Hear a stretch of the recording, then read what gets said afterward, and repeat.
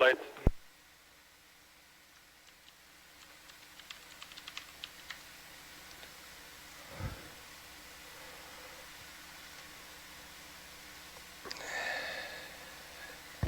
I'm going to start running mezzo. Control deck, that is Hercules going past the transom. Copy.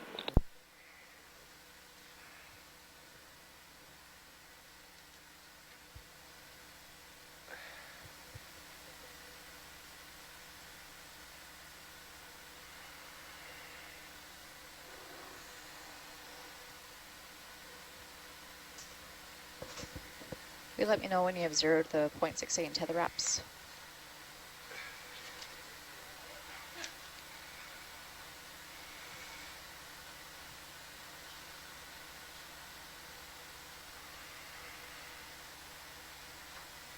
Control deck, that is tether all out.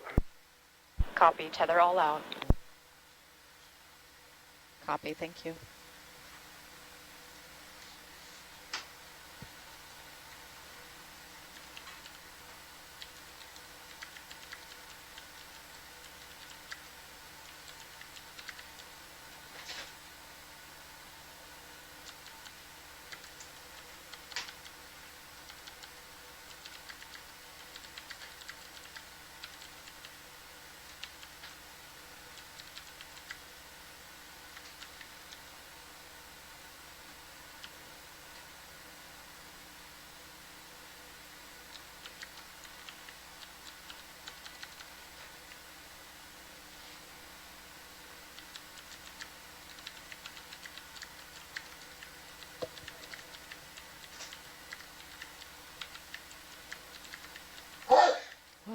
Whoa!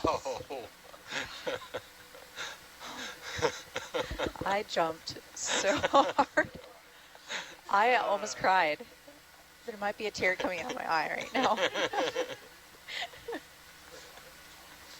Control deck, can you have Hercules do a bump forward real quick for us, please? Can you have her bump forward? Copy. Somebody should get that screwdriver off the... Yeah, right.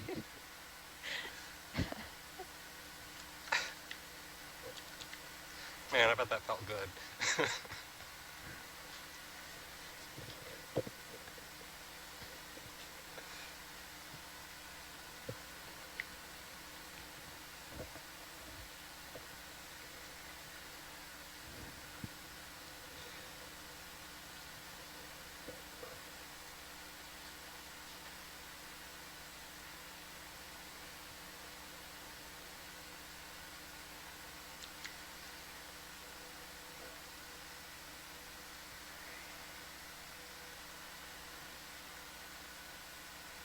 Control deck, that's Atalanta in the water.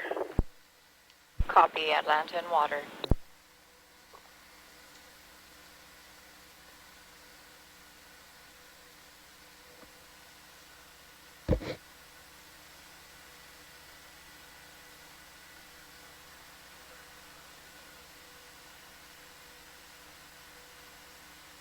Ooh!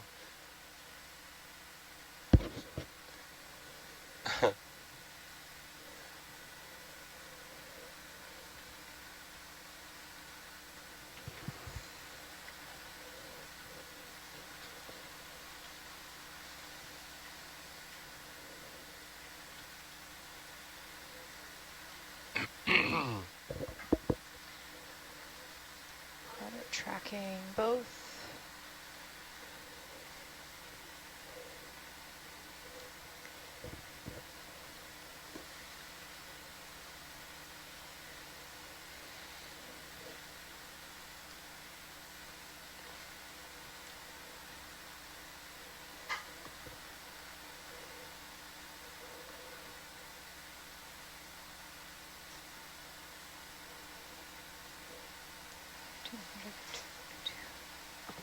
This is an audio slate for H as in Hotel 2062. UTC time is 15:55:40. Mark? Morning.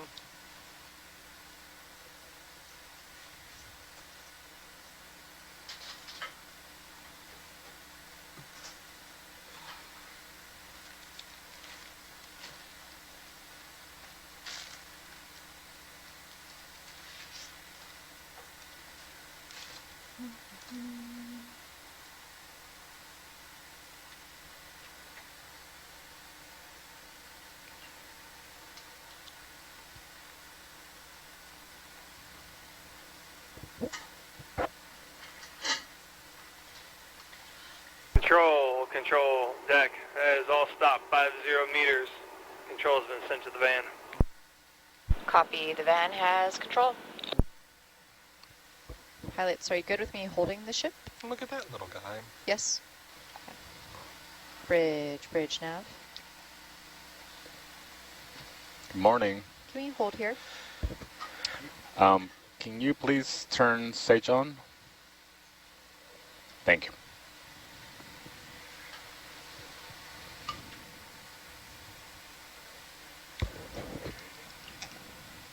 Let me know if you can't see it or something. I was talking to Santiago. Yeah, let me check. Do you get data? It's on. We're not seeing anything yet. Could you check again?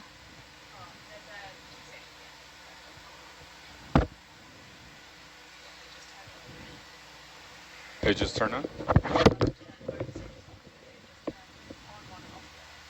Is it on now? You need to turn both of them on. Gotcha. That's what I was trying to figure out. It's another shark. Okay, that looks good now. Ooh. Cool.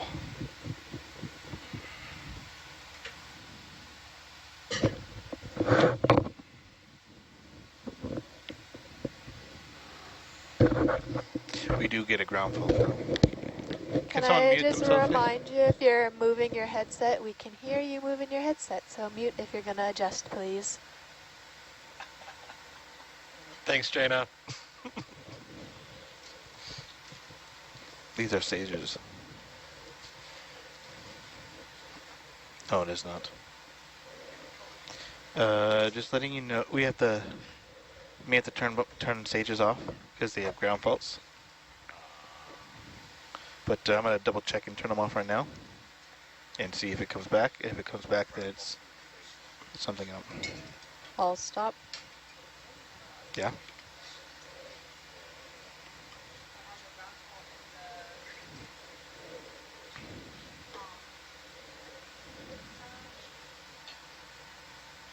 That's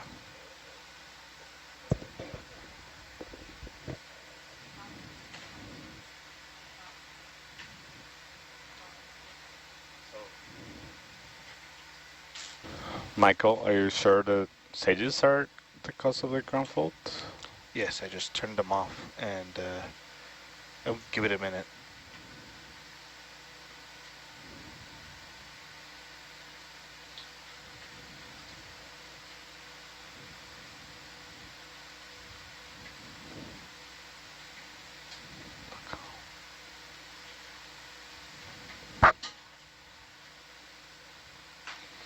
Um,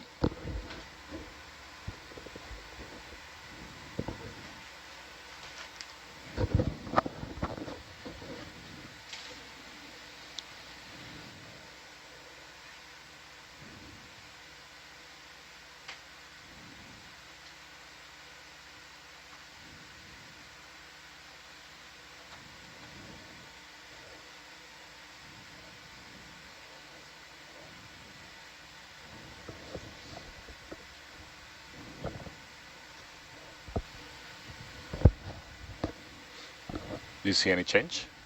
I did, but I'm still troubleshooting. Okay.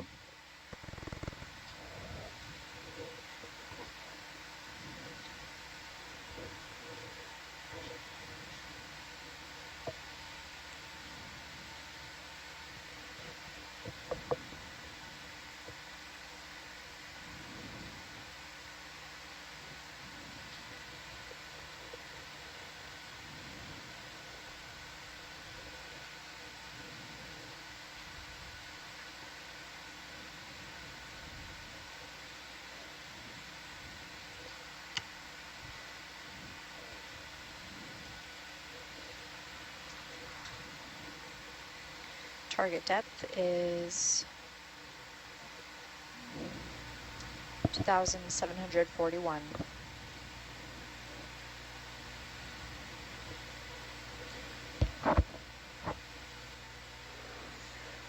It looks like we'll be good. It was not the stages. Okay. It just looked like the stages because I turned them on and then it popped up. Okay. Can you turn them back on, please? They are on. They are on? Thank you. Is it looking good, Mary? It looks good. Could you just check for me that the one without serial is also on, just because I don't get any feedback and I They are get both paranoid. on. They're both on. Cool. Thank you very much. That's great. Is the sampler on? Powered on? Yes. Okay, thank you.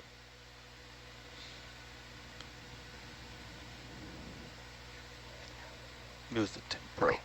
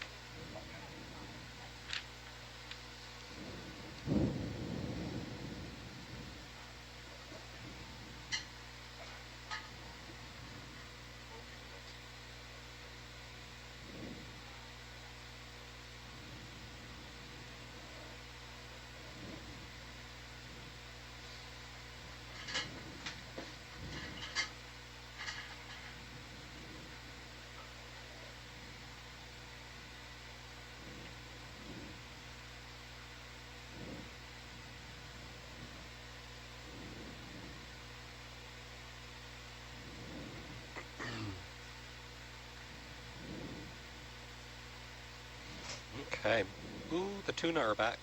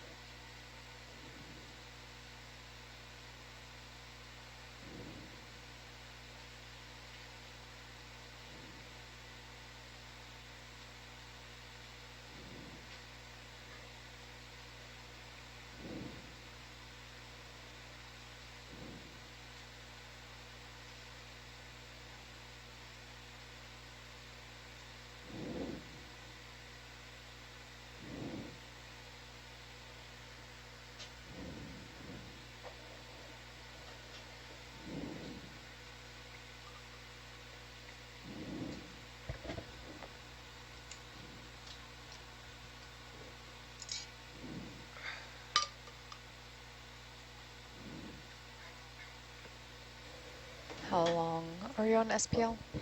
Probably not.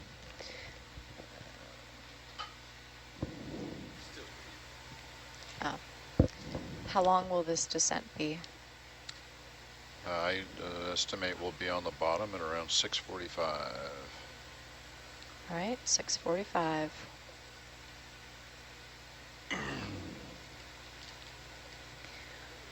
How's everybody feeling this morning? Fabulous. Great. Same.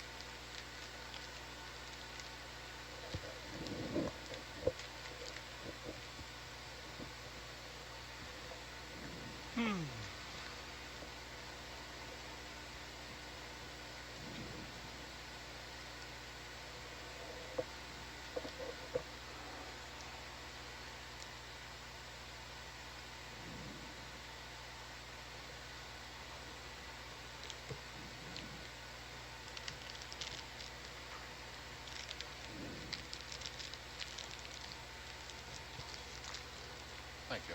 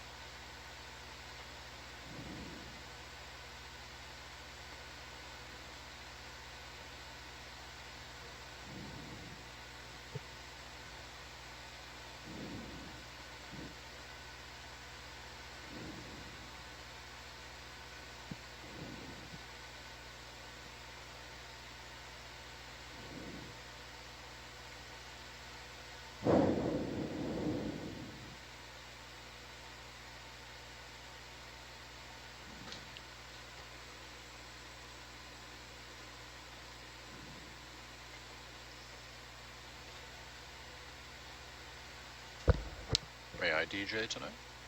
Or this morning? I'm always gonna DJ, but Hey, Mr. DJ, you don't get to do it all the time, right? keep a playlist of songs that have my name in them. It's pretty strong.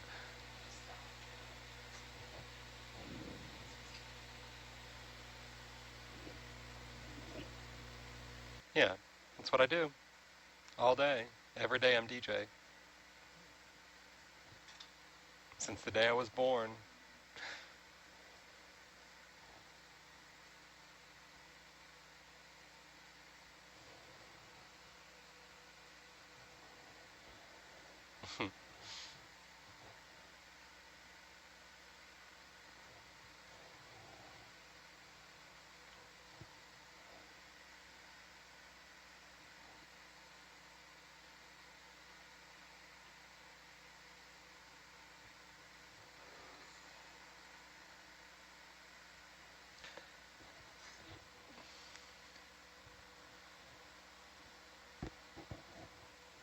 It sounds like sounds like a toilet flushing the AC or whatever.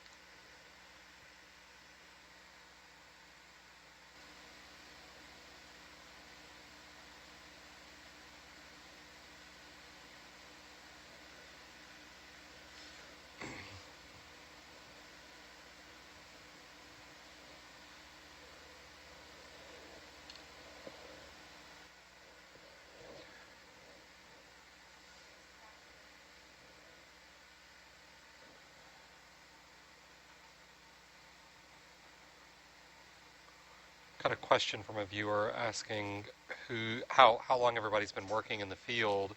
Trying to who's been here just in the field the longest? Let's see, 5 years. Sound off if 5 years or less. Woot woot. Woot woot. All right, 8 years or less. 10. So when you say the field in oceanography? Let's go with oceanography in general. Oh, keep going. All right, 15. 20. Me? There, Santiago's in. All right, 25. Oh, God. No longer. And on your birthday. All right, what was that, 25, 30? 30 years in the field? Yeah. There. All right, and that's like 35 in the field. Oh, come on, Tito. 40 years. 39 years. 39. But I did a few years in the Navy before I started doing this. But Titanic Discovery was my first oceanographic cruise in 1985. I think I flew to the Azores in late August or mid-August. So that you were just like, that was first assignment? That was, I had just gotten out of the Navy and was kind of relaxing on the beach, and unbeknownst to me, my name had come up at Woods Hole as a possible mess attendant, and they seemed to be going through a lot of them back in the day. And my dad came and dragged me off the beach and drove me to Woods Hole, and the next day I was flying to the Azores. Not a bad first gig, huh? I was, a lot to live up to. Do you think you would have still been doing it 39 years later if your first assignment would have been like, somewhere boring? I can't imagine it would have, because it really inspired me. I didn't realize there were jobs like that out there.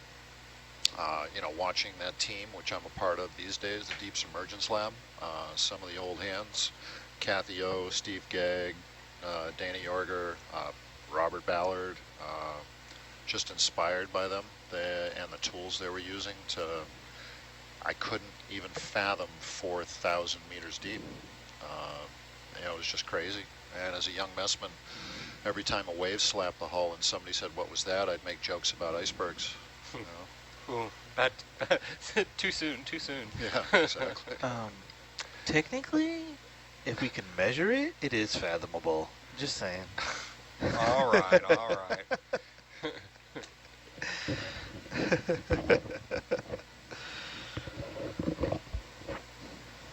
He's just not even going to answer or respond to you on that one. Not gonna You've answer. got 12 months, right? Huh? 13 months, right? Me? Yeah. Yeah. You were here last year. Yeah. You got to start somewhere. Yep.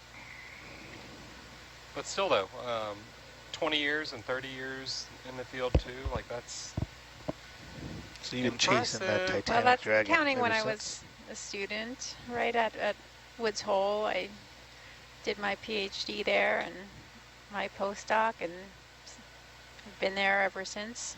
So It's awesome.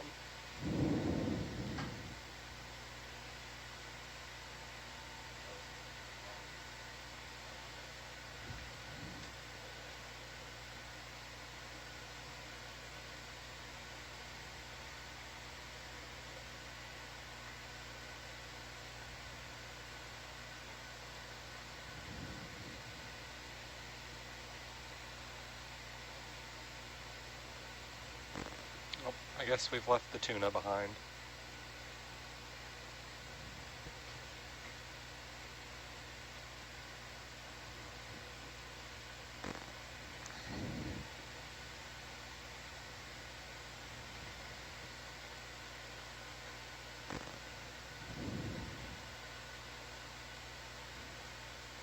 What depth were we at when they saw that spike in CO2?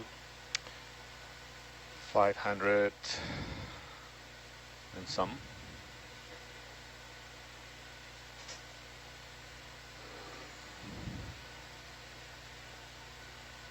What? Oh.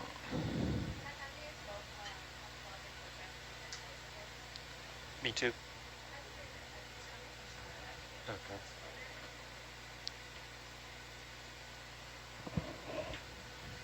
How about now? Do you still hear something weird? We'll have to wait and see. It's just like every so often there's some weird noises, so Okay. I'll let you know, but thank you.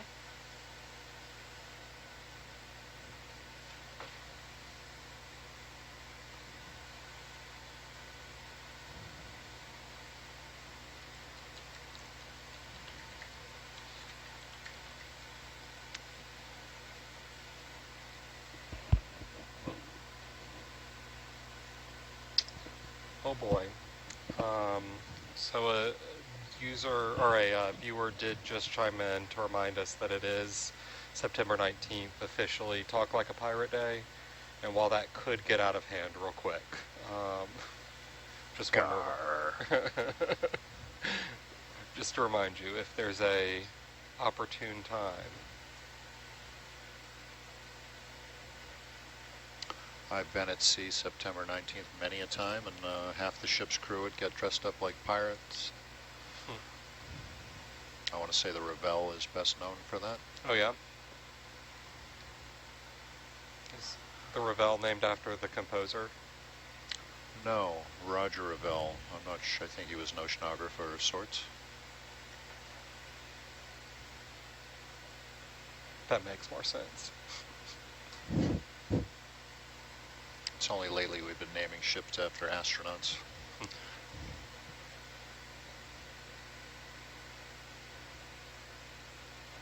think they should name them after teachers.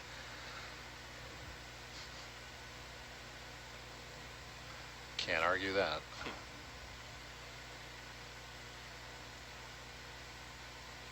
What inspired you to become a teacher? I've always wanted, I don't know, I've always wanted to. I remember even like early on, third, fourth grade, like we'd learned this like style of grammar called the Shirley method. I don't know, I think it was like a quick fad, like it was like a sing-songy method to like diagramming sentences and learning parts of speech. And I remember my classmates hated it. But for me, it was fascinating, like, that was the first time I had encountered, like, oh, there's actually some pedagogical differences, that teachers aren't just making up stuff. So I became fascinated with it, even from that age, and have always enjoyed learning about how people learn, and different methods for making that happen. So that's why I went into it. Studying curriculum and instruction has always been my big thing. And DJ was Teacher of the Year for, Is it Louisiana? Louisiana. The whole state of Louisiana. DJ was Congratulations, teacher but of I the am year. not surprised. Oh, Yeah. thanks.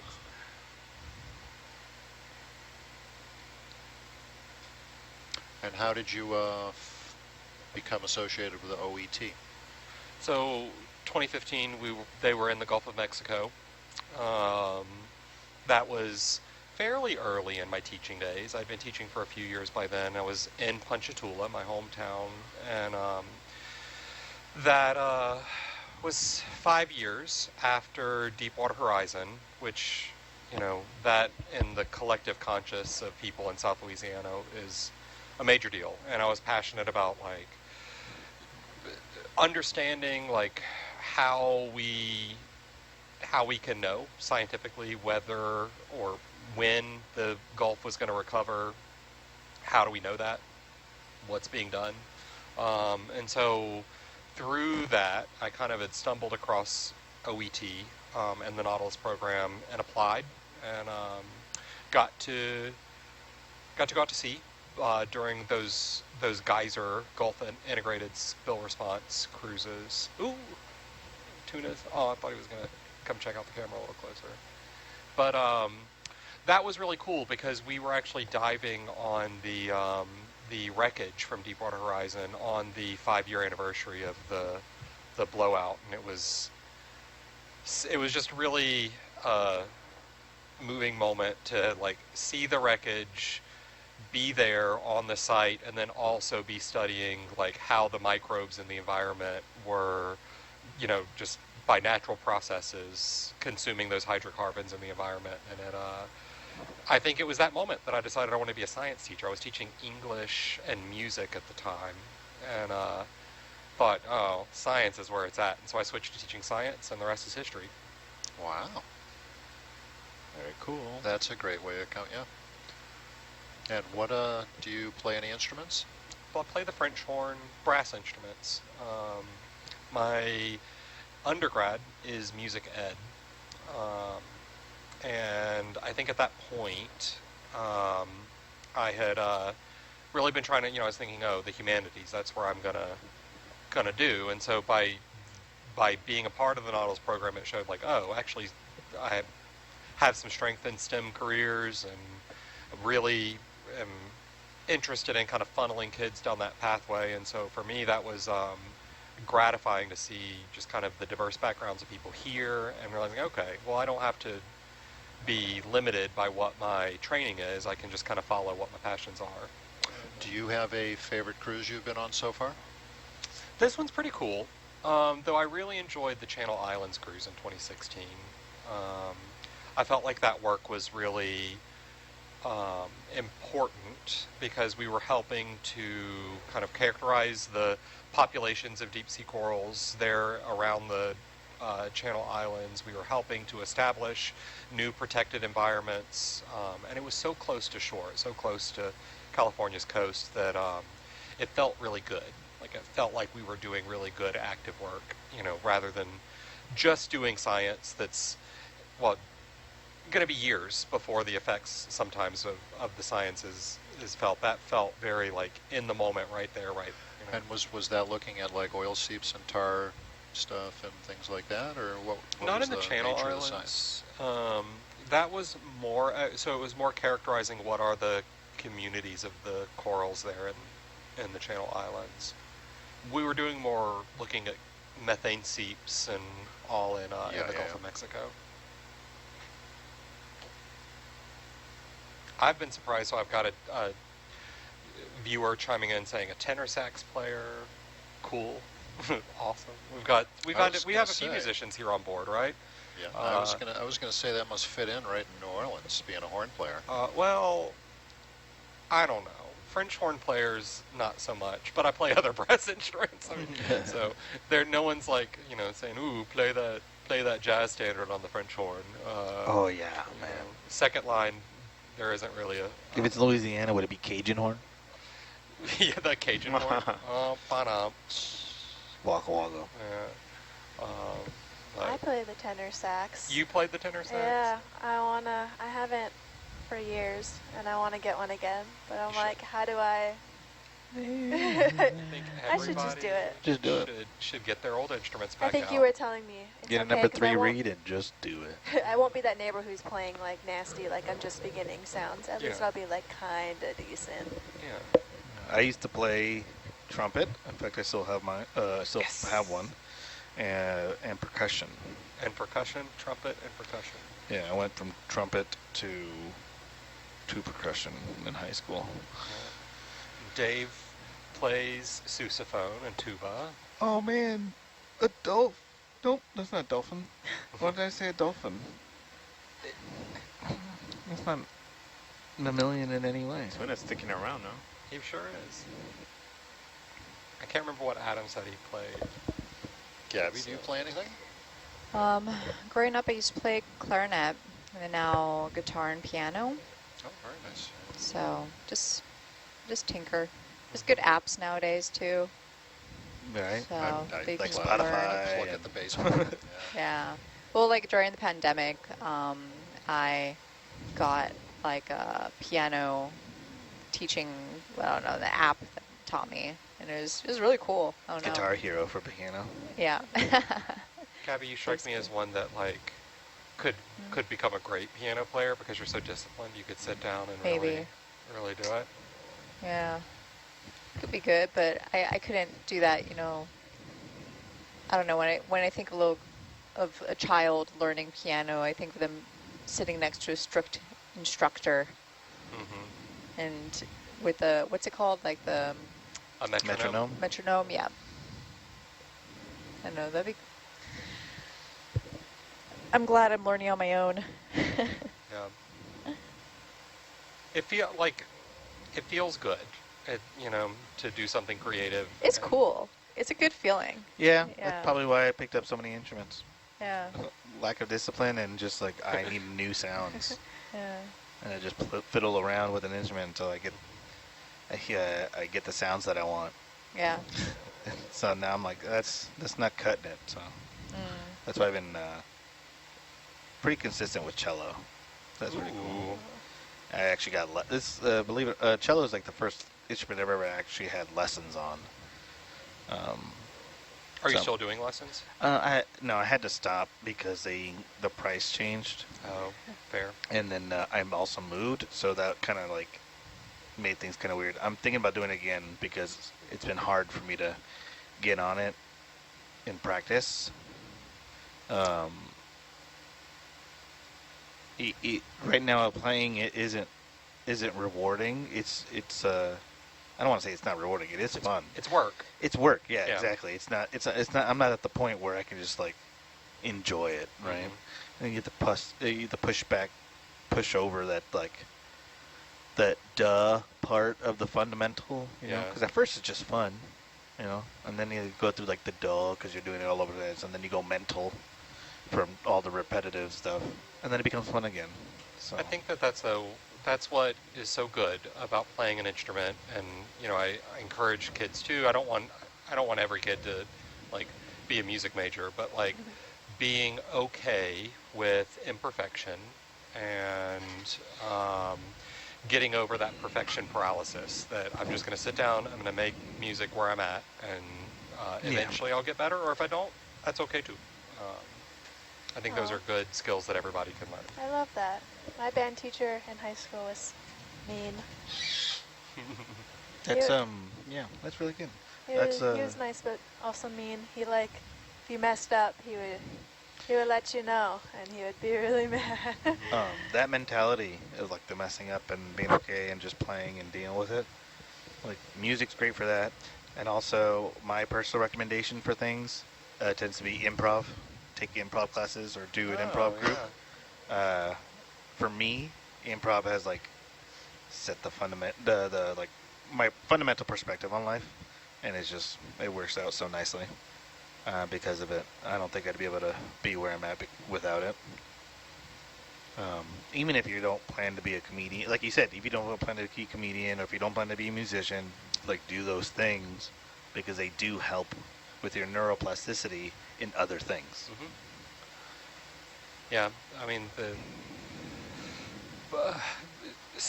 brain scans of people making music or creating art or doing things, I mean, you're using so much of your brain. It's, so many parts of the brain are active at a time that it's got to be good for you, right? It's like a full body workout, a full brain workout.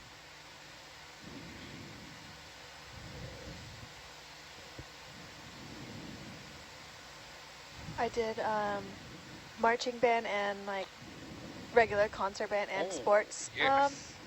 games in high school, and I somehow convinced our conductor to let me choose like the songs for the sports games. Nice. And so I was choosing like One Direction, and he just didn't know. Like I don't really think he knew what I was choosing, but it was pretty great because we just play like One Direction songs and Ariana Grande. That's good. That's good stuff. My marching band back home, our field show this year is dad rock.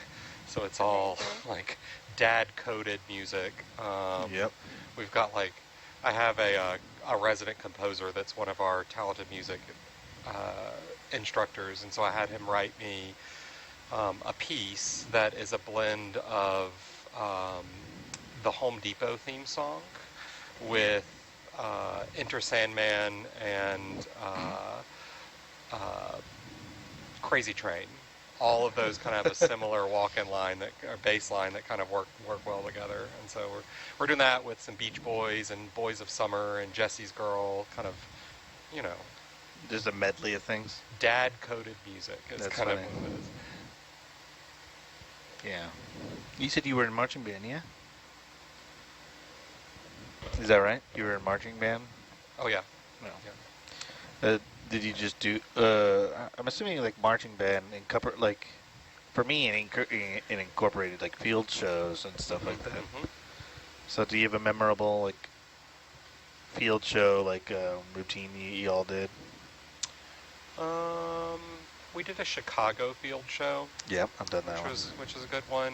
We did one for Tower of Power. Do you know that band, Tower of Power? one. No. Wait. No. I know Power Hour. Or Tower of Power. Tower Tower of Power. Oh. It sounds familiar. We'll have to put it on the playlist. Got All it. right. But I'll do that when I get at the gym. All I have is that's a line from a Frank Zappa song. Yeah, I think the last one I did was my junior year. I wound up. you can say something wrong and none of us will know. Oh, okay, cool, perfect. Maybe some of the viewers will know. No, they won't. But I won't tell you if they tell you. So it's kind of weird. We're in an area where, again, a portion of the Pacific Plate is subducting in the Tonga Trench, and so I think what's happening is you sort of have this like can opener. This helps the Samoan people to understand what a special place they have.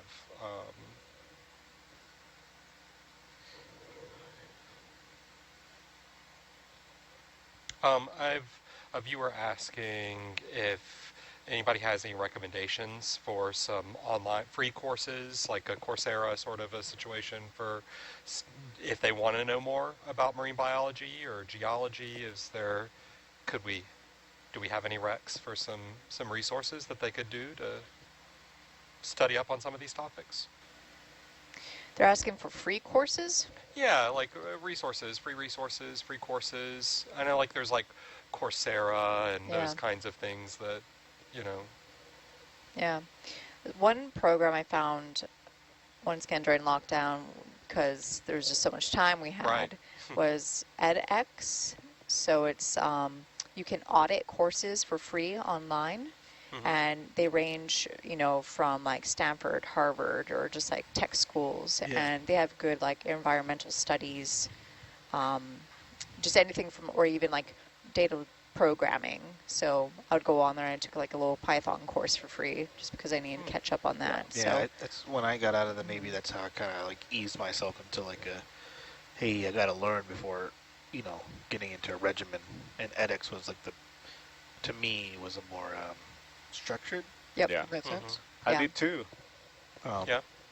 edX was really, really good. Cool. I mean, yeah, it was a history of comics, but it was like still a structured course. It's funny because edX started as courses. Actually, it started at MIT because MIT started making all the courses available online. Well, not all, but a lot of them. And then they joined with a couple of universities to include that. But So at a time, I was a student at MIT, but I wanted to learn how to code, but I didn't want to take a full course for credit. Right, right. So I was at MIT as a student, but I was doing edX to learn some coding basics, but not for credit. So I was taking advantage of this available resource online, kind of learning on my own. I did the same thing. You did? Yeah. It's so funny. To learn how to code, I just did it on my own time. Yeah, just That's great. used edX, Harvard edX, I think. Yep, Harvard So- ethics, yeah. So, yeah, for marine biology and geology specifically, I'm not aware. I mean, I'm sure there are some. I just couldn't point you right now. So maybe that's the place to start and then go from Yeah, I would look at probably edX, Coursera. I'm sure they'll have some Mhm. some good options there. Ed, EDX. Yeah. Like education. Yeah, education X, EDX.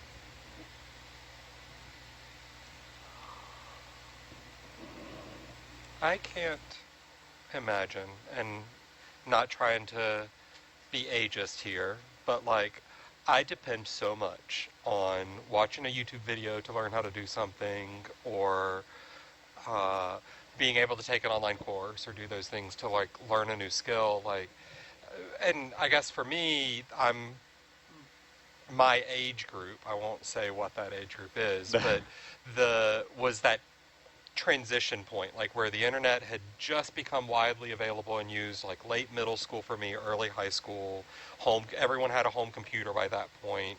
Cell phones were coming on, everybody was getting a cell phone by my freshman year of college, but like, I just can't, and so I was coming of age, like during the pre-internet time, but I can't imagine being able to, like, do any of this without being able to just pull up a YouTube video to watch how to, You don't remember what it's like? Back in the day, everything came with instructions. Yeah. Yeah.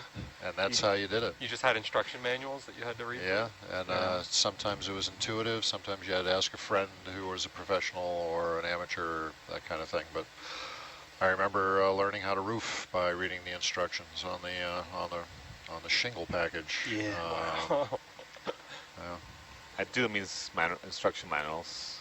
A lot of things don't come with them, and it's Not anymore. They'll refer you to a YouTube page. Yeah. right. Yeah. Yeah. Which it's a lot easier to watch someone do it, I must say. It is true. Interpreting the instructions was never easy. But I- if you're I'm on a not gonna ship lie. with IKEA's not very got it good down. internet, Right. it's really useful to have a manual. Yeah. Yeah. Yeah. IKEA's got that instruction booklet down, though.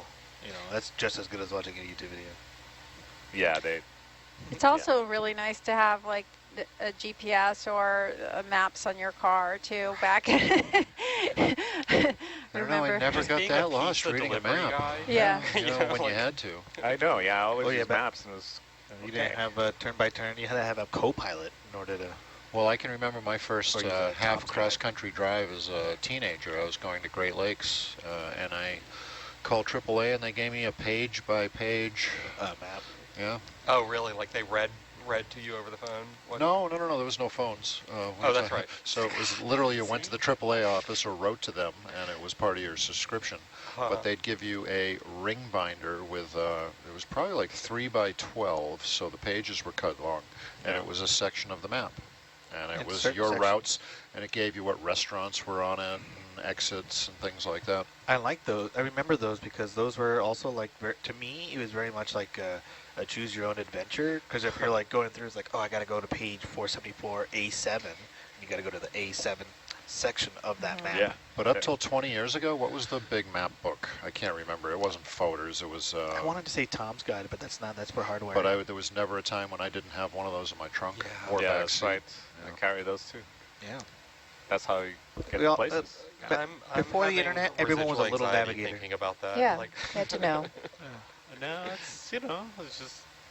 I remember going to college and utilizing MapQuest. It was also my first time driving on the mainland, because driving in Hawaii is completely different. It's like, Oh, yeah. 25 Driving- miles per hour everywhere. Yeah. But Mainline's scary. I was Rhode Island, and I was like, oh my gosh, merging and all this with the Smallest papers. state in the country. Yeah. Um, I just remember all the MapQuest papers. And I'm like, talk about dangerous. You're Fun thing trying about, I don't know what it was about MapQuest. It'll get you to where you're going, but if you use the same directions to go back, you're going to get lost. Mhm. It was so weird. I think something about MapQuest. But yeah, I remember all that. I remember having like everything I knew was in a encyclopedia. You know, and if you weren't up to date, you were a fool. Mm-hmm. You I know? guess libraries yeah, were wow. bigger. You utilized the library a whole lot more. Yeah. Yeah, we were I didn't realize it until like a while ago, but my We friends used and I to would hang out in the freaking actually library. use a lot of paper, printing out paper. Like I remember in grad school, like copying, photocopying Oh yeah. papers, right? And now Photocopies, we that's just right. use PDFs, and Yeah, it's, yeah, Okay. a lot easier. I'm sure.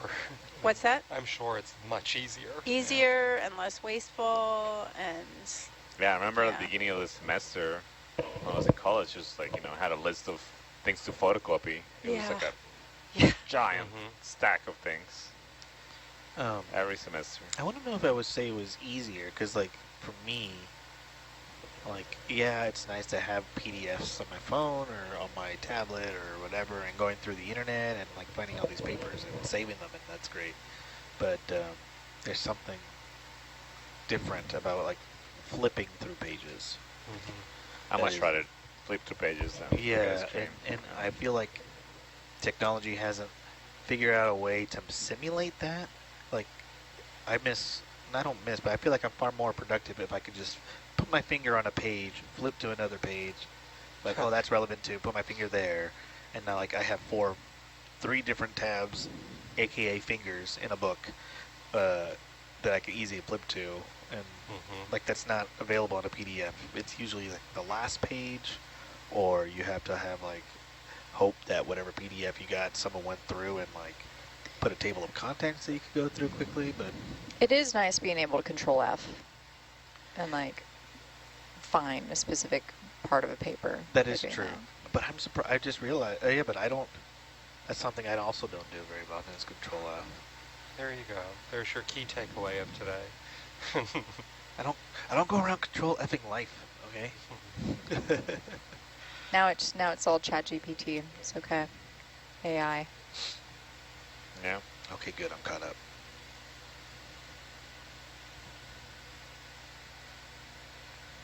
It is nice now, like sometimes, we have our SOPs on board, and let's say I'm like mapping or something and working with Chimera, and there's been times where like something's malfunctioning. I'm like, what the heck? And then I've asked ChatGPT, and it was able to help me. Yeah, apparently there's a new iteration coming out on ChatGPT, and it's been doing some pretty complex PhD level questions. What does that mean? Meaning that, like, because like a lot of the skepticism of the chat AI was just like it's a glorified word machine, but it doesn't really have like critical thinking or critical like analyzing skills or capabilities. But now it seems that this new iteration will do complex like physics questions or graduate level questions, and then giving trains of thought of reason why. Okay, Yeah. we want to do this and do this method because we're in this regime, and then you want to use this method because the other method is for something else. So it's giving more complex reasonings and Yeah. solutions. Before it wasn't do that. It would sometimes give like solutions Simple. to physics problems, but for the wrong reasons. That's So both exciting and scary at the same time. yeah, Yeah. I think my PI was talking about, it's like it's all impressive, but it's the only time we should worry is if ChatGPT can come up with something that isn't already been done. Like you can actually make a prediction Well, I think and then create, like, effectively make its own little hypothesis and theory. Yeah. Right. This I reminds think- me a little bit yeah. of, what you were talking about, Jacob, and looking for methane seeps. That there's a clear signature that you can recognize by looking at it, and trying to make a machine learning model actually do that is much more difficult than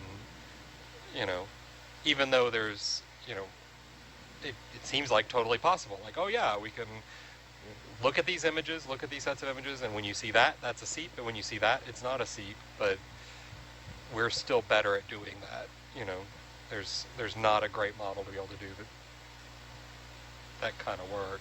And it doesn't sound like, even aside from like identifying whale sounds and things, it doesn't sound like there is a good replacement yet for human analysis of the same things. Yeah. It seems like AI seems to be pretty good. What, like, a lot of people claim AI is like, oh, it's just overwhelmingly just good at everything. But surprisingly, like, the more boundary conditions you give an AI, that's when it really kind of shines. But if it's just too open-ended, there's too much for error that a human could just like quickly deduce, like to what you said. So that's the biggest thing when it comes to AI. That's just kind of weird, or not weird, but Questions popping in. So it is 6:04 Samoan time. And when we do observations, so I'm just rounding up a couple of questions from the chat. When we do observations, so we don't log them in local time. We'll log our samples and observations in using UTC. So I don't think you can see the UTC clock in channel 3, but that's how we keep track of them. If we were using local time, it would get screwy real fast. So.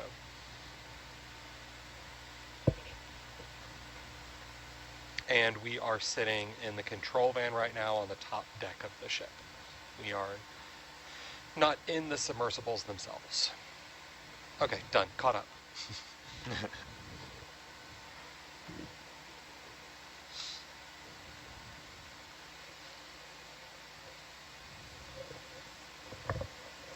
I try to weave the questions into the conversation, so it's not like breaking the conversation together. But those I couldn't figure out a way to weave in with AI. I was having a real hard time, so. You do a very good job of that. Does AI use Samoan time or UTC time? What? Huh? Oh no, I was just sort of making a joke. I see what you're doing. I see Yeah. what you're doing. Oh, I get you. Yeah, we typically operate off of UTC, which is Greenwich time. And but when we're transiting, let's say we're going, I did like the Hawaii to Canada transit. Oof. And we have to adjust our time to the areas we're in. So we slowly adjust the time from like Hawaii, which is 3 hours behind West Coast. West Coast. Can you, I'm a little confused. What do you mean, like? So if we're 3 hours behind, then, we don't have like, our watches and clocks don't change automatically as we go towards the Pacific time zone. And so we just kind of choose like, this is your personal stuff, like personal not even computer. personal, but the whole ship itself changes our time to adjust to 3 hours ahead. Yeah, but we so- slowly do it. And so let's say we wait 3 days, we push the clock hour ahead at like 2 in the morning. Yeah, because try it to would be spread it between a few different watches. Yeah, we spread Exactly. it. We used to do 20 minutes early for each watch, or 20 minutes late. exactly. That's exactly what we do. Transit. The longest one I ever did was Woods Hole to Perth. Oh, And that was a lot of time changes. Goodness. Yeah. For us, it was me. It was from going from the Gulf when I was on deployment all the way back to across the Pacific.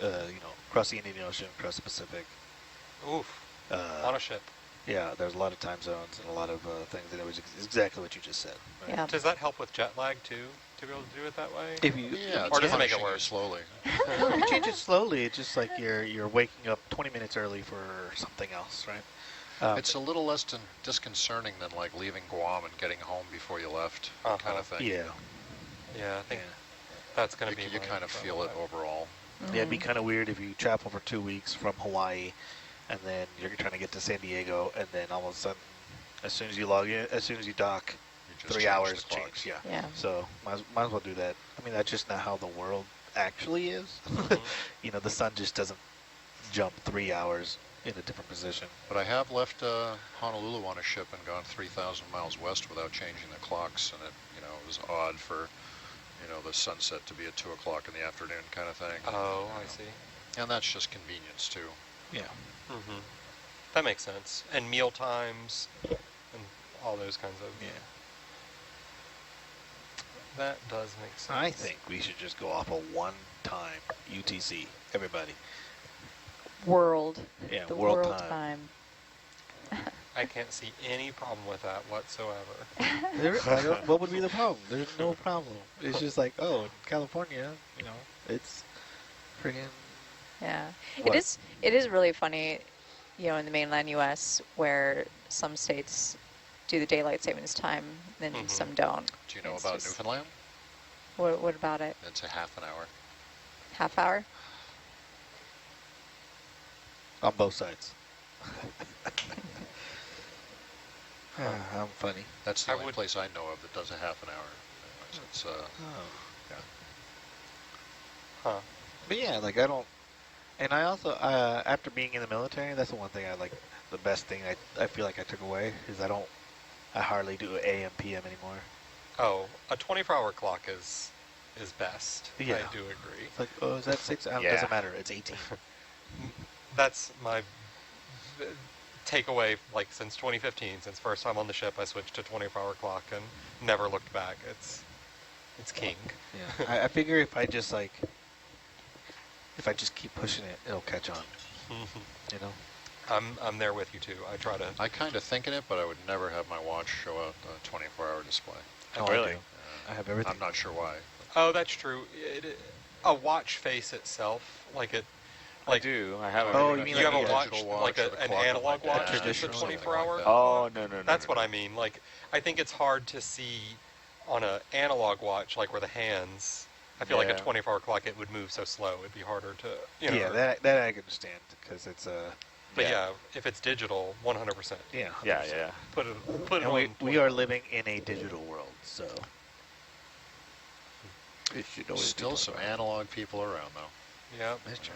Hey, don't get me wrong. I like me some I mean, they vinyl. are the best looking watches. An analog watch, I'm still, aesthetically. even though we're in a Yeah, digital world, I I like- still find like vinyl, certain analog things just amazing, like vinyl records, like the way they work, compared to like a CD or a laser disc or anything like that. Like vinyls are just crazy on how they work. Truly a feat of engineering. I do Just like so much having more storage. buttons, Oh, like on my car. I don't 40 like having albums just a fills a milk screen. I crate. want buttons and knobs. You can take my air conditioner button from my cold dead hands. I want to be able to touch a button, turn a knob, and not have to press a screen. Because if that screen goes out and I can't change my air conditioner, Yeah, that makes me nervous. I mean, I don't have a car with a screen. Mine at all, but Oh yeah.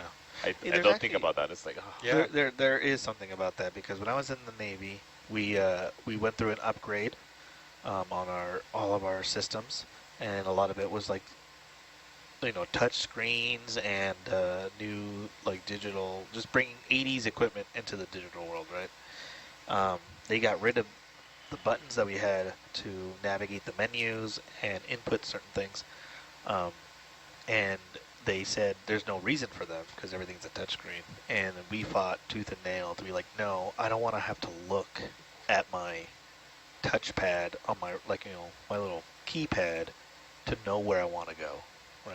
well, and that's kind of what y'all are doing right now, though, right? I mean, everything, your user interfaces in front of you are all screens, Yeah. very few buttons, Um, right? unfortunately, Or am I making that up? So Tito's is the only one up here with an actual touchscreen. I'm still on a regular screen, so I have to use my mouse and stuff, which is I'm fine, the I only guess. one with an analog watch though. Oh. Which is fine, but like in the Navy, we want to be able to navigate our menus. If I want to use my radar, do whatever I need to do, but I don't want to take my attention away from the radar screen, Mm-hmm. right? So I just want to be. It's like, you know, back when you had T9 text phones, right? You know what? You're driving. Back when people would text and drive, you shouldn't do that now. Shouldn't do that ever.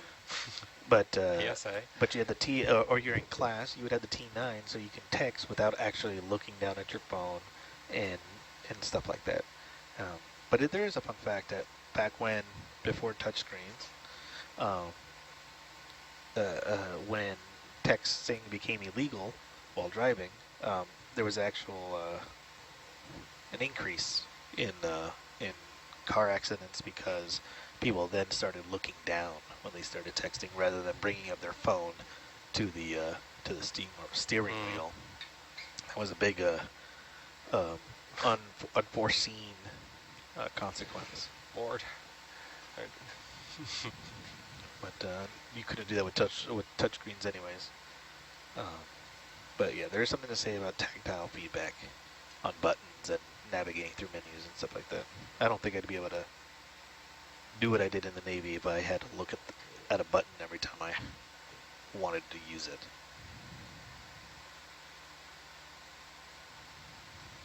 I don't know what brought that up and why I rambled. I'm getting to that age. So we're getting close-ish, right? We're within... About a half an hour Yeah. till we stop and make the bottom approach. And we're starting all the way at the base of this seamount, or are we starting higher up? No, we're starting like around 2,400 meters, 25, 24. I've got 2731 as a target depth. Oh, we have shifted. Let me see. Yeah, sorry, I was stealing your dive plan. Oh no, you're right. Sorry, I was thinking of the summit. But yeah, we started about 300 meters Okay. deeper, 27. So raw is, I think, what the sensors are feeling, and I think the vertical is actually what's happening. So I think it's calculated, the raw vertical velocity. So that's when you immediately hit it, and I think that's what it thinks you're going to get to, the amount of power you're using. Did we happen to see that CO2 anomaly again? We did. Cool. Cool. No, still- it's really that's really. Could you actually? Would you mind? Or is that okay to explain? Well, I don't know if I can explain it, but Or just what we there's saw. a blip. We saw. So we have the Sage sensor. Well, we have two of them. One is measuring CO2, and there was an anomaly that happened around 550 meters. The Sage has a bit of a lag in measuring conditions because it's kind of pulling water through an inlet, and then the gas in the water has to diffuse through a membrane before it actually gets measured. So there's a bit of a lag. So the actual depth where we see the anomaly still is a range, I would say. I think it needs some post-analysis to actually calculate the actual depth, but Mary first noticed this in the previous dive, and we were looking at the mapper data, and I noticed also what seems to be an anomaly. So I've been working on processing the mapper data from the previous dive and pulling it to see what it looks like. So it's still a work in progress. So it wasn't even like we were coming up and we noticed. So it was even in the dive before that we noticed. This as well. And so we kind of were thinking of both sensors just having data that is not on top of Lulu, which is active, right? We didn't really expect to see much, but just gonna get a nice profile of the water column. But we're seeing some potentially interesting things, so we're trying to figure out what that means. Right now. So questions could be, are we able to sense Waiulu from here?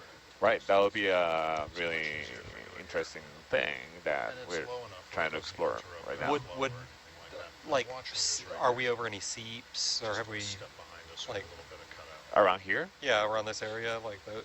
No. There's nothing documented. Plus, the seafloor here is much deeper. 2 kilometers deeper. So, my guess is that if anything is coming from elsewhere. Cool. It gets cold and Yeah, I've been trying to not lob any science questions your way because I knew you were like in there digging through this. So. Yeah, no, it's okay. I'll keep you posted when I Yeah, see what. that's cool. That's really, really neat.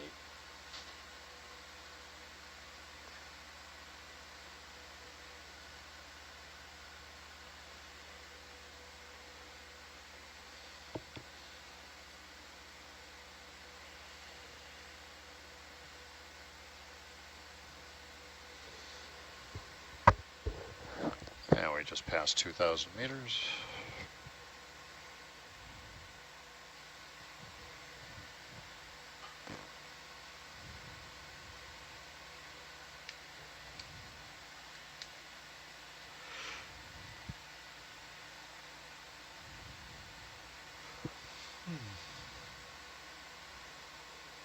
I think I'm going to finish my presentation talk today.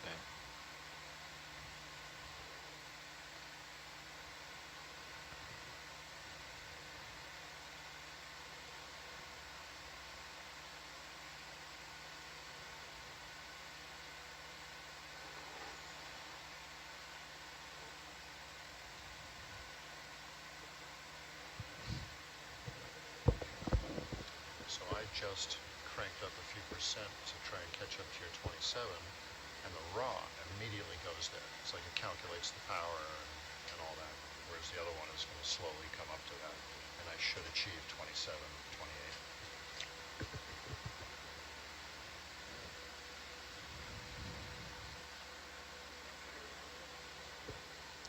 28. Good morning, Todd.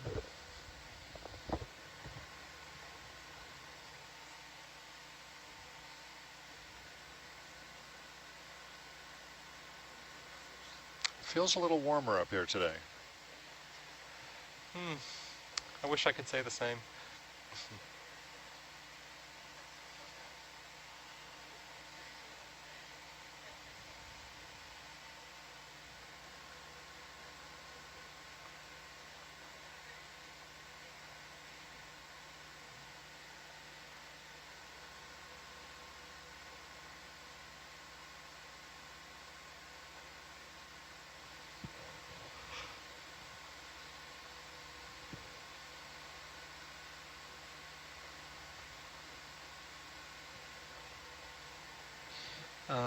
I got a question. This is a rando question, blue water watch type question. What is the most interesting or favorite thing you learned within the last year? On this cruise? No, in the last year, just in general. It could pertain to the ocean. It could not. How much work it was to go out on an RSN cruise. Yeah. We did over 40 dives in 14 days. Oh. And we go on a 12 and 12 schedule. And I had the noon to midnight. So these were little short dives? Yeah, we were servicing the regional scale nodes off the coast of Washington and Oregon for the University of Washington. They have a whole bunch of cabled arrays out there. And Jason set up with some hydraulic stab pins on the bottom of it when we configure it that way. And with the heavy cable, we can pick up a package underneath Jason that weighs as much as 4,000 pounds and just put it over the side, lower it to the ocean bottom, disconnect, unplug the old equipment, plug in the new equipment, then land on top of the one we just unplugged and bring it back up to the surface and rinse, repeat. And we would do that all day, every day. And as rewarding as it was a little bit more work than I'm used to. Mm-hmm. Tito, have you only done like research, exploration type work with RVs, or have you done any commercial work? I have never done any commercial work, and I kind of pride myself in that. I've trying to been sticking to the oceanographic side of it.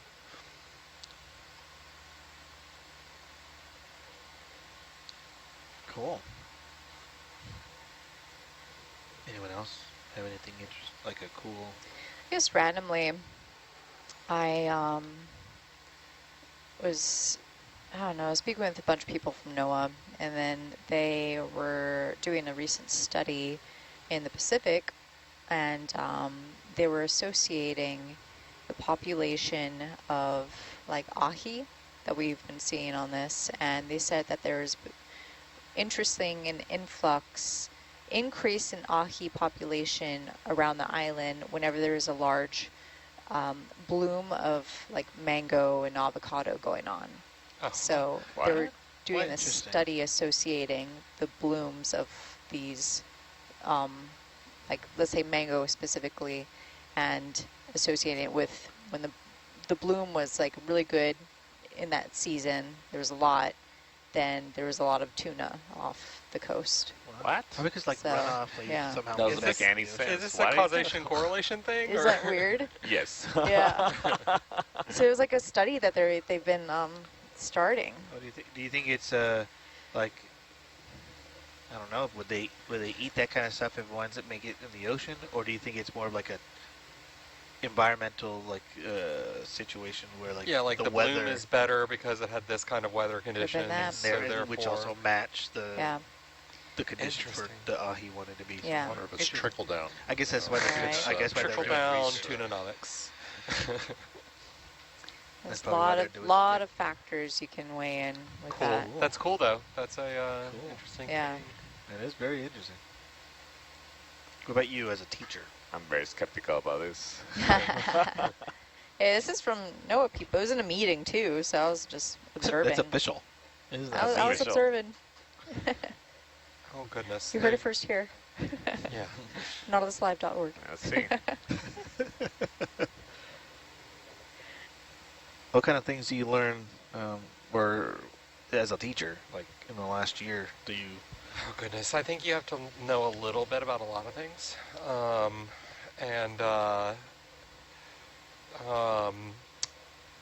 I really dug into in the last year working on my application for the Teacher of the Year stuff that I had to really dig into Premiere. So I feel like that was my skill set that I leveled up on, was my video editing. So I feel competent enough to do some stuff. So that was my my thing. Premiere always makes me want to rip my hair out.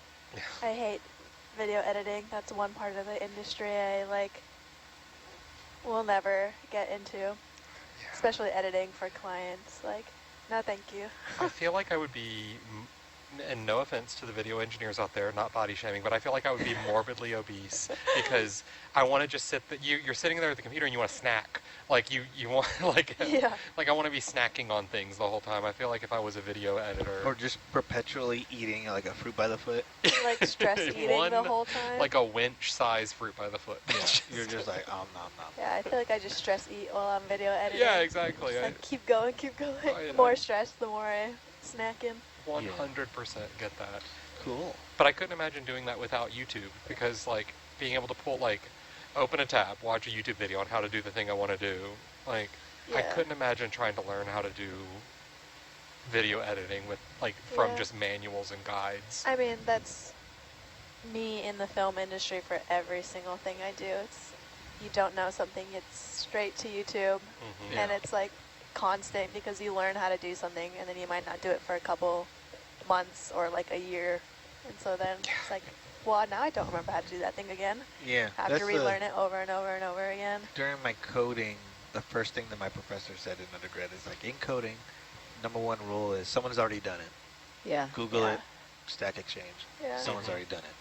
It's and not that goes worth with just trying to everything. figure it out yourself. Even in like physics or any type of science or any other thing, someone's already done it. And It's if they so haven't, funny with, like- that's because you're about to do it. It's so Like, funny with coding. If you try to like figure something out and find it on YouTube, it's always like these like random guys overseas, you know, and just Yeah. like Mhm.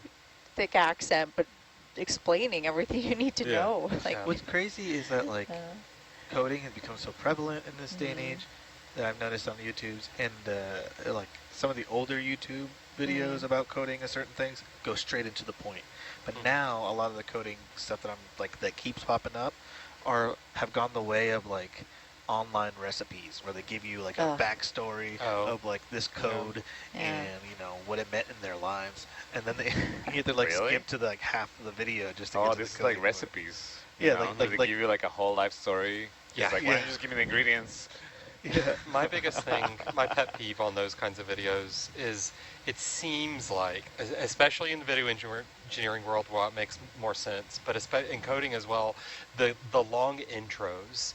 Like you'll have the, hey guys, welcome to my channel, blah, blah, blah, blah, blah, blah, and then today we're going to be blah, blah, and then it'll be like a video intro, like a graphic or thing. I'm like, come on, can we just like, okay, we're going to talk about this, we're going to do this, let me get, Boom, how boom, far boom. into the video do I need to skip to actually get what I need to know? Yeah. I think it's funny when you do that with like workout videos and you're just standing there ready to work out and they're just doing their intro and you're like, Smash that right. like and subscribe button. Yeah. I'm just like, press forward, press forward. Full disclosure, this is, sorry, YouTube speak. What kind of coding environments and language? So like a lot of kids in school learn C. I feel like that's pretty common, and they certainly learn like kind of more of the graphic programming languages like JavaScript and things like that. But in terms of this, I think is Python king. Is that kind of where we're all at? I'm a I do Python person. Yeah. Python's where we. I feel like Python is pretty popular amongst physicists, and I think it's because it's just, for me, it's not the best language to know if you're going down down into computer science, but as a person who just uses coding, Python's perfect because it's very hey, do what I say. It's very dictative, like for every this, do this. Right. Yeah, I use, at least with grad school for oceanography, we've utilized Python, R, and then also MATLAB. And MATLAB. MATLAB. I moved away from MATLAB many years ago, but yeah, still using. That's been around since the 90s. Several parts. It seems like the progression that, like the way it's taught in school. So I'm looking at the K-12 setting, that in general kids will start late elementary into middle school, like with kind of like a block-based graphic coding environment, and then they'll graduate up to writing in C, and then that's where they'll stay all the way through high school, and then Python is the, okay, well now you're in college and let's use Python. Do you feel like that should be pushed earlier then? I don't know. I think some form of coding should be pushed early, because like I feel like because if we're going by ease of access, I think Python's the easiest picked up to understand how to get something you want, and then as you get like something like C or Java that's a little bit more foundational, should be taught later, like to understand exactly what coding is doing and like the power it has.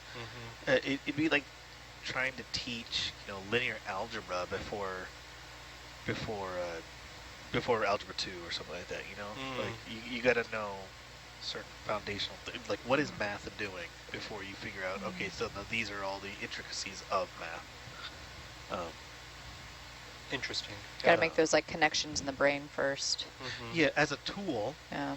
Because I think Python is a perfect coding language for tool use, interfacing with like Raspberry Pis and like doing physical science. Computing stuff.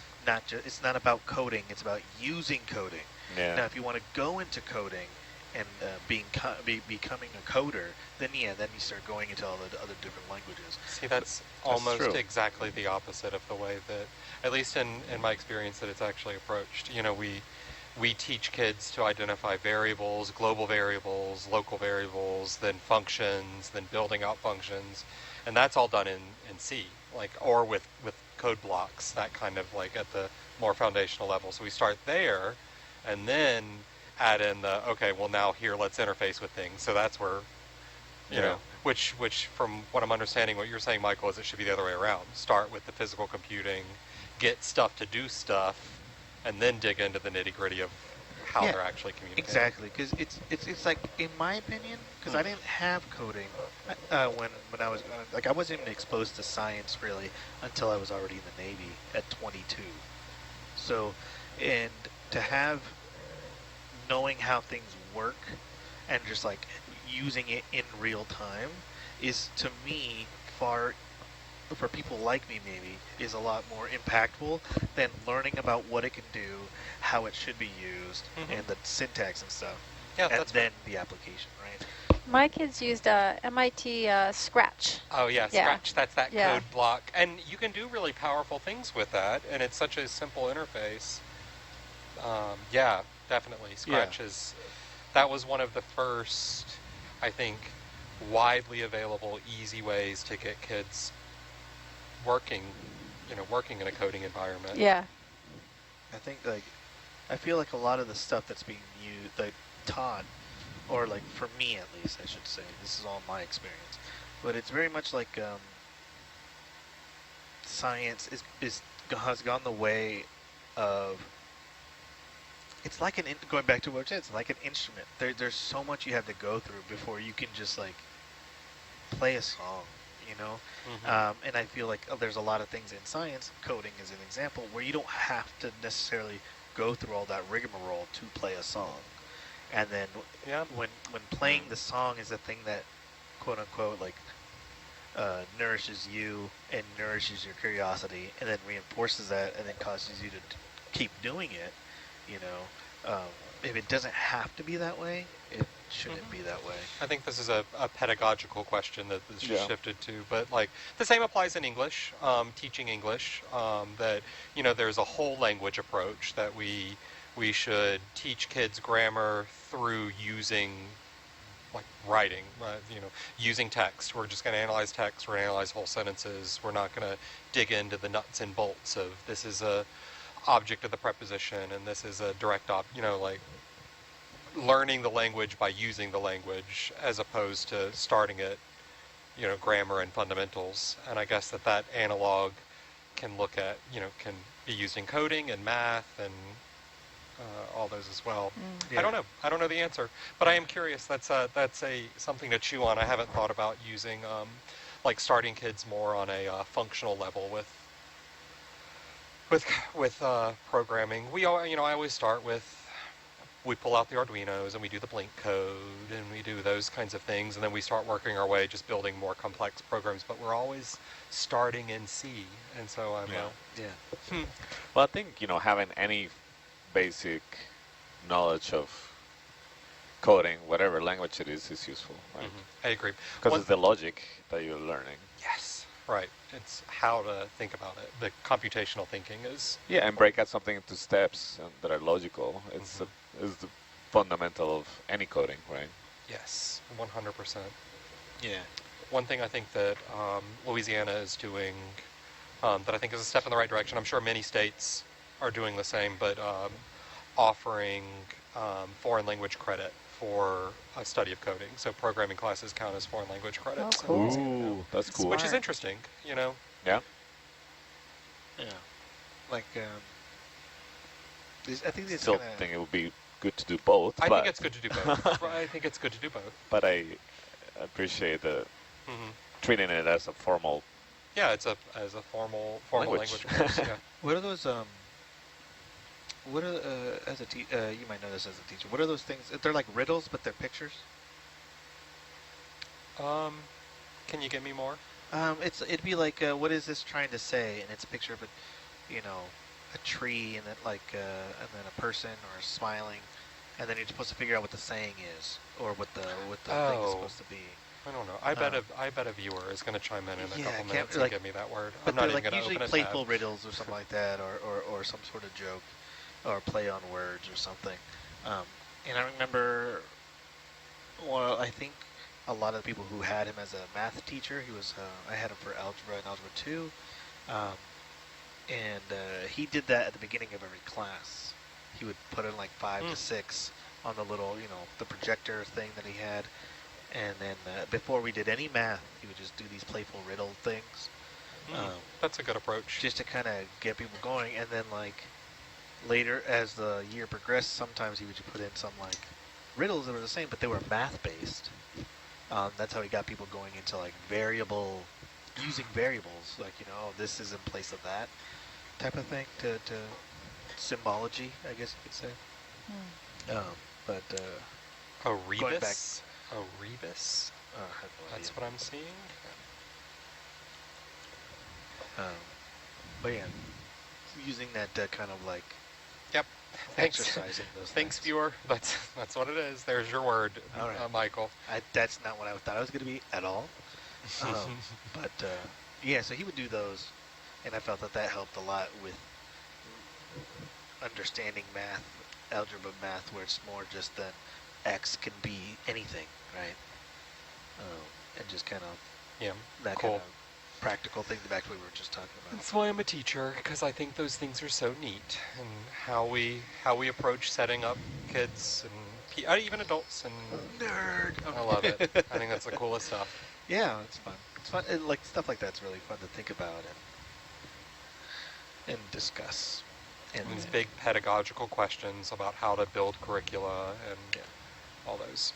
We should be getting close, huh? I also feel like so many things that we teach is very out of historical context rather than like applicational context. Physics being one of them, from my experience. Yeah, we are at 2,618. So a little more than 100 to go. 100 feet. So Meters. while we have our last couple hundred, so we have viewers that are just now chiming in because it's early still. So we are right now at the Malulu Seamount in the National Marine Sanctuary of American Samoa. We are about, 30 nautical miles away from Vaiulu, where we've been diving previously. This seamount itself was had a previous dive in 2017, but it was a relatively short dive. We're hoping to expand upon what the visual survey of this area. Excited to see the biodiversity here. This seamount had a different formation from the formation of the Vaiulu Seamount. So lots of cool questions and things that we can explore while here. This seamount was identified by Val, right, as a point of interest? Just getting Doppler 3 beams. I think, yeah, it's in the sanctuary, but We'll go ahead and start going into manual. I think there's many people from Hercules is different showing perspectives 100 interested in meters it. of altitude. Well, it'll be very interesting to compare it to what Yeah, we we're see at getting 4 Vaiulu, which beams. is active. 4 So beams. it'll make a good Showing 90 meters contrast. of altitude. And older too, right? Like this is an older seamount. Yeah. That by Lulu, yes, Yes. definitely. So being able to see a more established biological community is rather than these the weeds. And also, like Vaiulu, we've got the chemosynthesis going on, right? Oh, but that isn't happening here because it's Right. No, it's a dormant. Right. Okay, no. Exactly. Am I speaking correctly? Dormant or dead? Inactive. Inactive. Inactive. Okay. I think close dormant to implies ground. that it could It could be become active again, but I don't But there's no think- way for this. Well, I would never say there's no way, but it's very, very unlikely. What if we get down there and there's cold seeps Well, all over? People see some weird forms of volcanism that, you don't have to have a hotspot to have volcanism. Jacob can tell you about the different forms of volcanism. that If can we're going to exist. head right to that waypoint, you might start backing the ship up just a hair. All right. We're pretty much over waypoint 2. Yeah, I can move us back.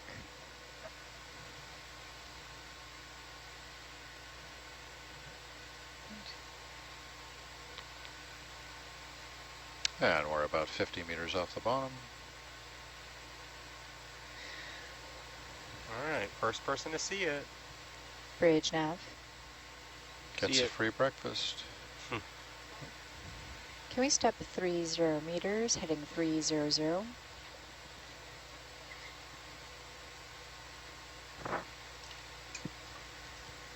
Thanks, y'all. Good chat as always.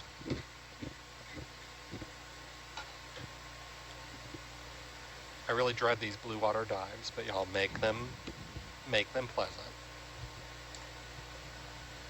Thanks for DJing another episode of KOET Blue Water Radio. Since we're getting 4 beams, I'm going to switch to dead reckoning. Yes. And you're welcome to reset the dolphin. Thank you. We're 40 meters off the bottom, starting to see some action on Atalanta's sonar. Okay, I'm going to go ahead and come off stop well I get to that. create that delta. Yep.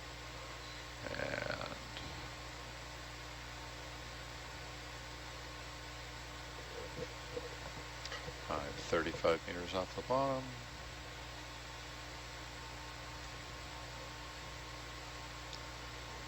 It feels like a space heater is running.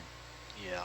I am not as cold, and I was just thinking maybe I just went numb, but you're right, it does feel a little bit Well, warm. I do Because feel like there's this thing that warm air Don't- whiffs. Don't say it, they might turn on, they might come in and turn the air down.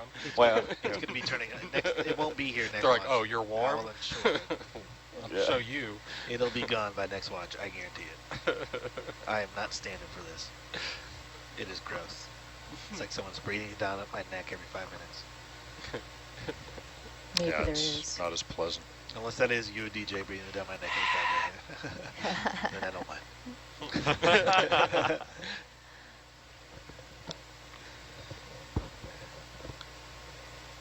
All right, coming down with you. Ship's in movement.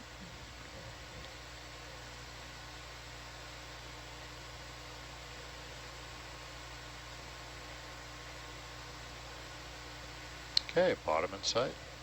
No! Come on, I'm looking the hardest. Well, it got to you first. Yeah, technically, You're closer to the screen. Light travels faster in the front row. in the front row than it does to the back row.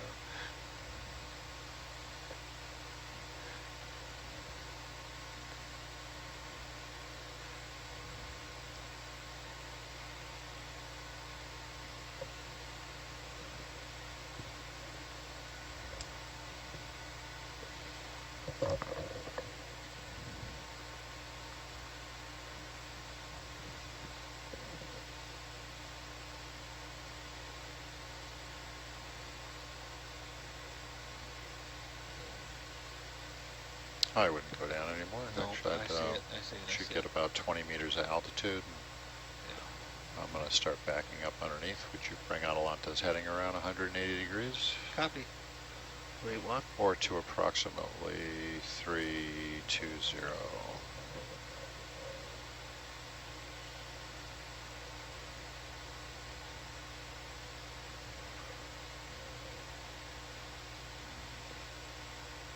Okay. Good. Delta, coming along star port side to find Herc.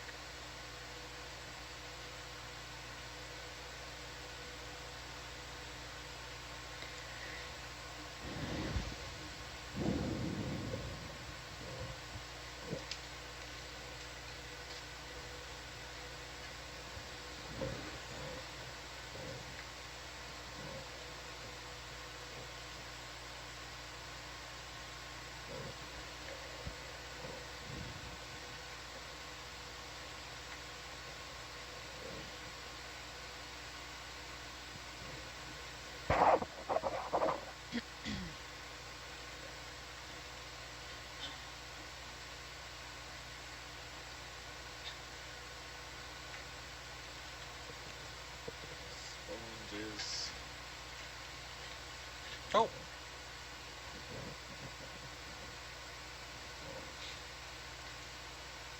The fossilized sponges a lot of the time look like whale fall, and I get excited. And then I'm like, no, that's not what I'm looking at. I'm curious to see. We saw so many dead sponges, and I'm curious if we're going to see as many on this dive. My guess is yes. Yes. Yeah. This is the dead range. Where we see them. Mhm. All right, I In got this you region. in Atalanta, But we'll see. Could be Oh. wrong. so we can drop and then get our Ooh, that one looks Black like a balance and all cloud. that stuff. Whoa, that's a big one. What's that? Yeah, this remember I there's got a you in at lot of Atlanta, sponges. so on whenever these you're ready, we can do the white Uh-huh. balancing. and big stuff. ones. Big ones. Just get settled out. I'm going to go ahead and start our pump 2. Sounds good. So if you want to make a note Yep. of that.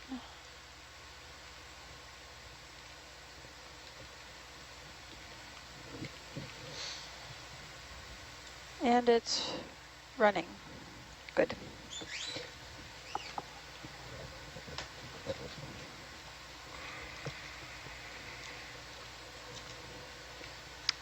I already see a couple of dead sponges there. Womp womp. Okay. I guess it's not fair because I've already seen this seamount before, so. Oh, yeah, that's true. But only for a little while. How long Only was for a that little dive? while, and not just right here. It was like 4 hours. 4 hours? Okay. So they were painting it up in the lounge when we were talking about this dive, that it was just like a down, look at stuff, come back up. And so Yeah. I wasn't sure how long that actually was. And that was on the Sure. Okeanos? Yeah. Yeah, we didn't go very far. We moved maybe like 200 meters total. Ah, okay.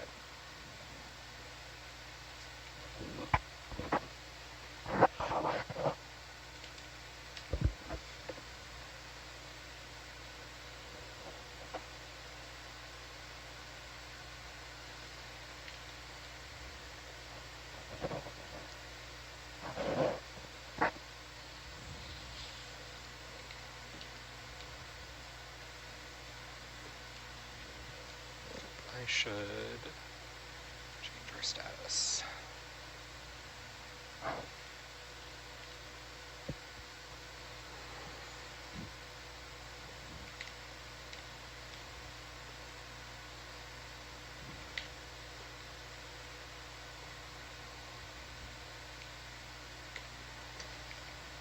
Okay, I'm gonna do the white balance.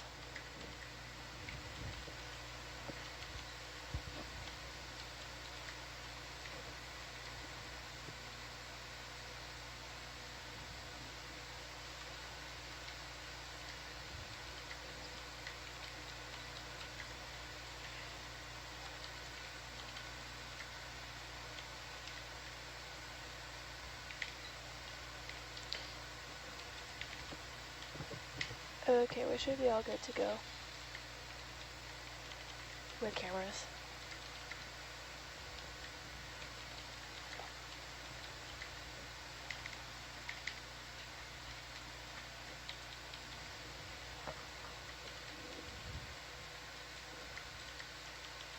Yeah, on bottom gauges are done.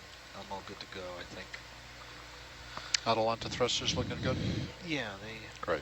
they actually kind of pumped it over, so it's at 7 right now, We did. rather than the 6. Nice.